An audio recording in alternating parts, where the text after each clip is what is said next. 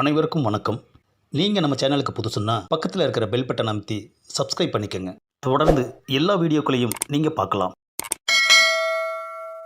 நாம பிடிக்க வேண்டிய ஆளு அண்ணா அவங்ககிட்ட பேசிட்டு இருக்கான் பாரு. இந்த வாட்டி அவனை தப்பி கூட கூடாது. என்ன அது, நம்ம முன்னாடி வந்து நின்று நம்மளையே குரு குரு குரு குருன்னு பார்த்துக்கிட்டு இருக்கான்.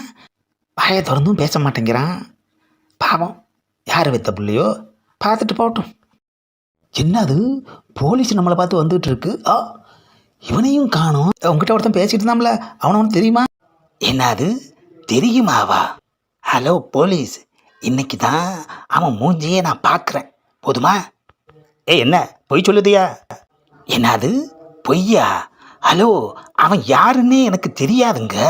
வந்து நின்னா என்ன குறுகுறுன்னு பார்த்துட்டு எஸ்கேப் ஆயிட்டான்யா.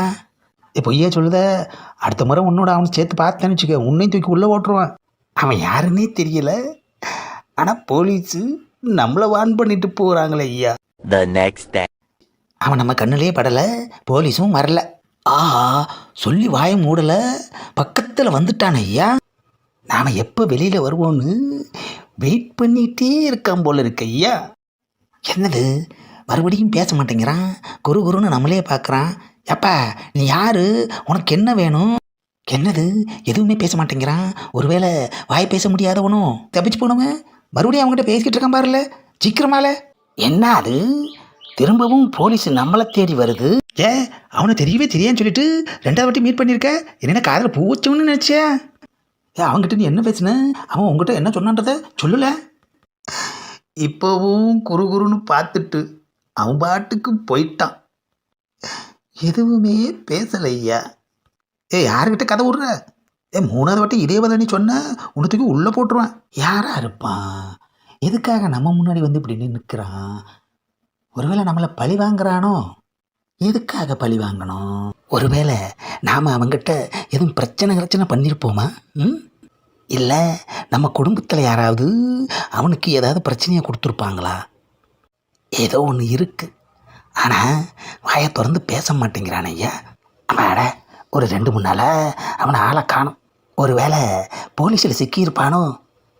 ஆஹா, 3வது வாட்டியும் நம்மளையே பார்த்து வரான் ஐயா. என்னது, கத்தையாக பணத்தை எடுக்கிறான். ஆஹா, பணத்தை நம்மக்கிட்ட கொடுத்துட்டு எஸ்கேப் ஆயிட்டான் ஐயா. ஆஹா, போலீஸும் வந்துருச்சு. அவன் உங்ககிட்ட என்ன பேசினான்? ஆஹா, ஒரே ஒரு வார்த்தை தான் பேசிட்டு பட்டுன்னு எஸ்கேப் ஆயிட்டான். ஒருவேளை அதை சொன்னால் பிரச்சனையாகுமோ? கேட்குதும்ல, சொல்லு.